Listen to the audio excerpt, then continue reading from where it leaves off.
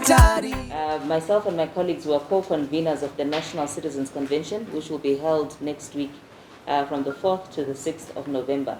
With me today I have Michael Ndiweni, Uzenani Masugu, and Lorraine Dovu, who, as I said, are co-convening the convention.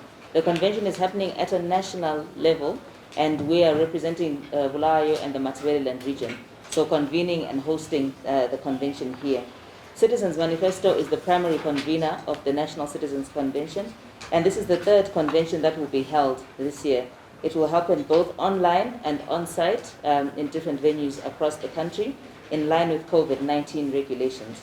This year's NCC is set to interrogate a few key questions around Zimbabwe's ongoing impasse and new abnormalities that have come through the COVID-19 public health crisis. The aim of the convention is to create an inclusive environment for citizens to participate in the national discourse, defining and building solidarity towards this year's theme, which is none but ourselves, reimagining the future we want post-COVID-19. The convention will inquire and try to answer three key questions. Where are we today, and where do we want to go? The convention also seeks to answer these questions in the context of three thematic areas, and I'll ask Uzenani to speak to the thematic areas that we are looking at.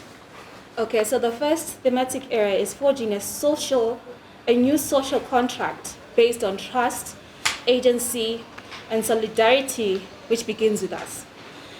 We all know that Zimbabwe is a multiply wounded nation with a lingering legacy of trauma, division, and polarization that has caused many of us to lead out of woundedness in our communities, in our institutions, and most notably in our political spaces. The deepening polarization and fragmentation has frayed our social fabric and numbered our sense of solidarity in facing the collective challenges we face as a nation. The NCC will bring in a suite of participatory and appreciative processes which can help us build from the points of health in our society by reconnecting to each other and to the soul of Zimbabwe. We believe that a more dignified and reciprocal social contract based on broad-based inclusion becomes possible if we work together. The second sub-theme, please allow me to remove my mask, is participatory democracy and constitutionalism, creating room for everyone. While the COVID-19 health crisis has exposed and intensified human rights abuse, deficiencies in the commitment to constitutionalism and democracy in Zimbabwe, this has been with us for a while now. It's not new to us. And the second National Citizens Convention that concluded with a call to put citizens, constitution, and country first is what we are all aiming for. Why are we yet to still implement a constitution that was adopted 7 years ago? That's a question we still have in our minds, and it's a question we still wish to hear an answer for. How can citizens and communities enjoy their rights to participation and fundamental freedoms on a daily basis? This is what, as the NCC, we're aiming to try and find answers for.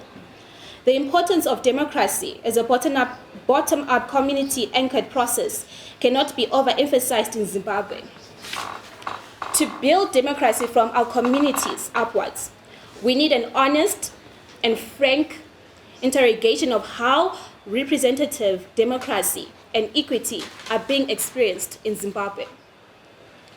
Using the same appreciative process, we will recall collective experiences of health in our democratic landscape. Of note, our historical constitution building process engaged citizens across all segments of society and created space for everyone to participate. How do we invite such widespread participation in bringing our constitution to life every day, in everything, for everyone? This is what we are aiming to try and find answers to. And these are the two sub-themes that you find. I'm going to let Lorraine move forward with the other sub-themes that we will try to find answers to, and by aiming as citizens to come together and to look for answers for. an inclusive and sustainable economy, getting our national wealth to serve our communities and serve our environment. Public accountability, transparency, and anti-corruption are deeply entangled in questions of ownership and distribution in Zimbabwe. The deliberations under this thematic area will make the link between the personalization of national wealth, national resource governance, the environment, and climate justice. Zimbabwe is bestowed with immense wealth in our land, in our minerals, in our wildlife and environment, and in the people. The third NCC will invite an exploration of how citizens and communities are breathing life into alternative local economies, and how the same need to advocate for macroeconomic reconstructuring to move in with this evolution so that no one is left behind in Zimbabwe. Who are the conveners? Citizens Manifesto is a civic convergence platform for progressive citizens, local community collectives, civil society, and activists working in solidarity to amplify citizens' voices and action towards a better Zimbabwe for all. Over 20 affiliate organizations and community collectives are co-creating this year's NCC with technical committees anchoring different aspects of the convention.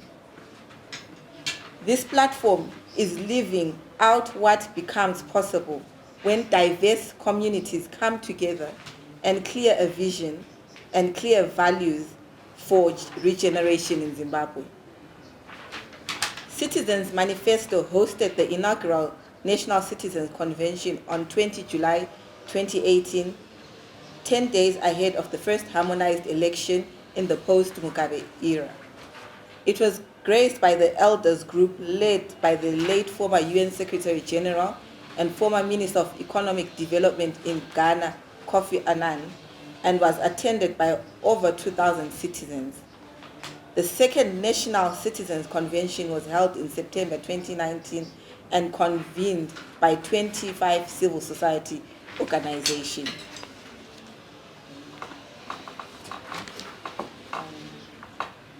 So as we said earlier, the convention will be held online and in person. We'll be hosting at some venues here in Bulawayo, and we will post more links and more information about that online on the Citizens Manifesto social media handles.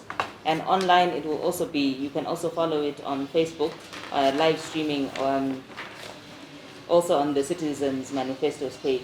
I'll ask Mike to speak a little bit about how we are contextualizing this National Citizens Convention to Bulawayo and to the Matabeleland region. Thanks, Mbusa. Good evening, colleagues. Just to connect this to our context, like Mbusa has said, we are also alive to the challenge that are faced by the city of Bulawayo, Matabeleland region, south and north. Bulawayo taking the lead in the crisis of water. We know that we have challenges with the access to water in Bulawayo.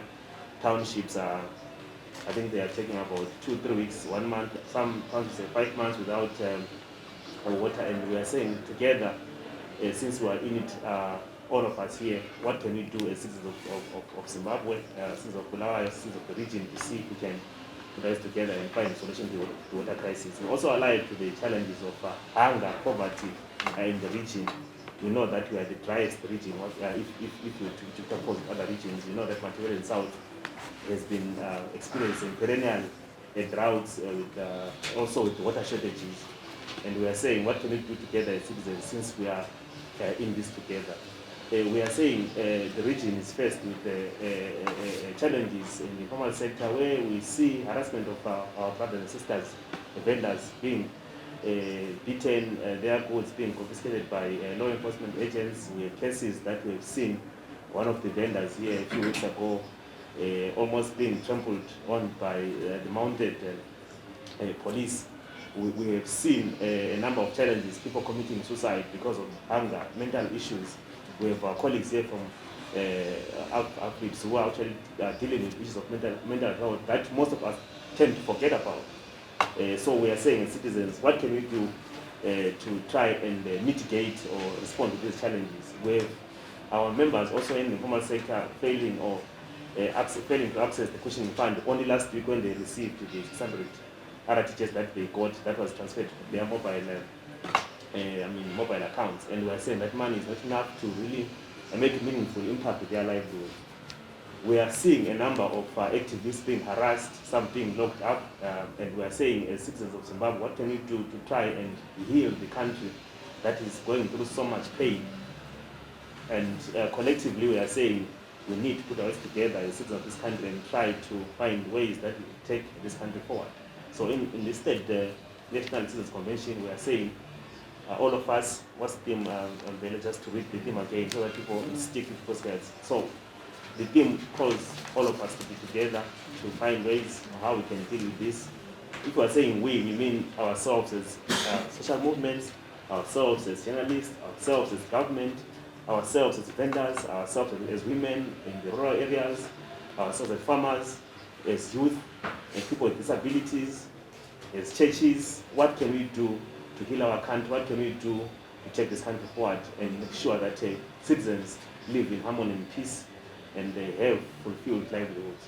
Mm-hmm. Thank you very much, Mike. I think I'll just end off our formal part before we take questions by inviting once again citizens to participate in this Citizens Convention. It's not a convention only for civil society or for NGOs, but it's one where that we want to explore our theme. And the theme is none but ourselves, reimagining the future we want post-COVID-19. So if you have a dream for Zimbabwe and for your life after COVID-19, whenever that will be, please do join us online, reach out to us on social media, and we'll tell you how exactly you can do that. Thank you. One day we will shine so bright, my people.